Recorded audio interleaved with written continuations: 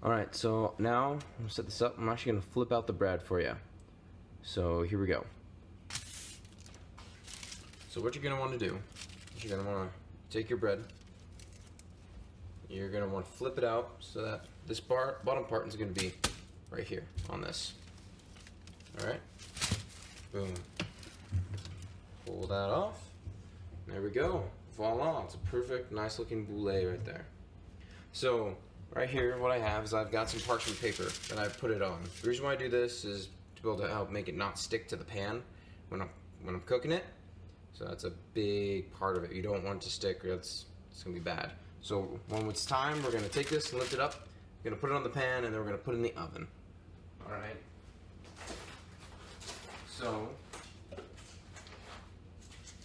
now the next part we got to do is we got to put some cuts, some slits on the top. So what you want to do is you want to get a really sharp knife, or they actually have special cutters for this, like little razor blades. But I use this.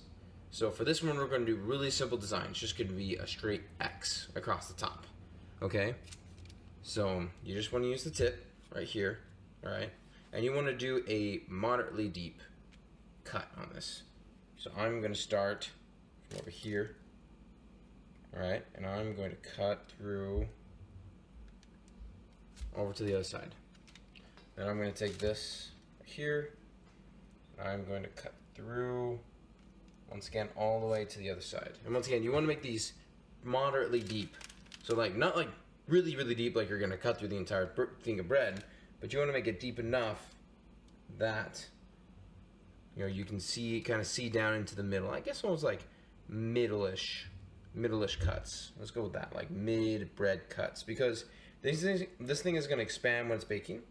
And so you are giving it an opportunity for some way for it to expand, so it's going to expand up, right? So one of the problems is if you don't do this, then it's actually going to expand from the bottom.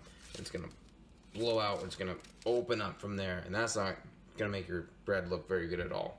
So if you guys want to look, it's going to be, so it's right there, as you can see, really nice, good cuts. So this is going to turn out really well. Once again, the deeper the cuts is, the less it's really going to raise up. So if you can experiment with the different cuts, and you can also get pretty creative with them as well. So now I'm going to take our pan out of the oven.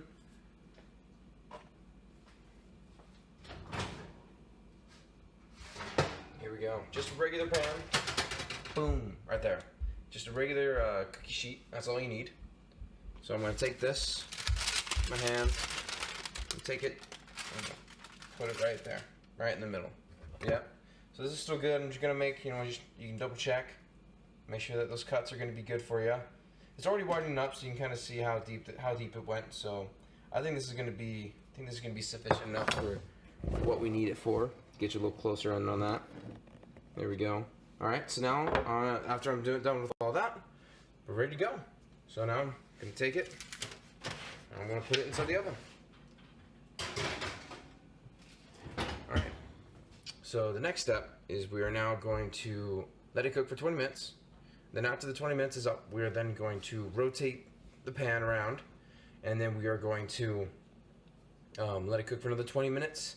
Then we're going to check it. We want a nice deep brown crust on top. So if it's like a light brown, or if it's not all the way brown, then you know what, we need to put it in for longer. For another 15-20 minutes. So I'm actually going to bring you down. I'll show you where I'm at. So the positioning of your bread is also important. So I have it that it's on the second to last one, so it's right in the middle, so that my bread, the top's not going to get brown too fast, or it's not going to get burnt. So that's where you want it inside your oven. All right, close that up, and we're going to see what it looks like.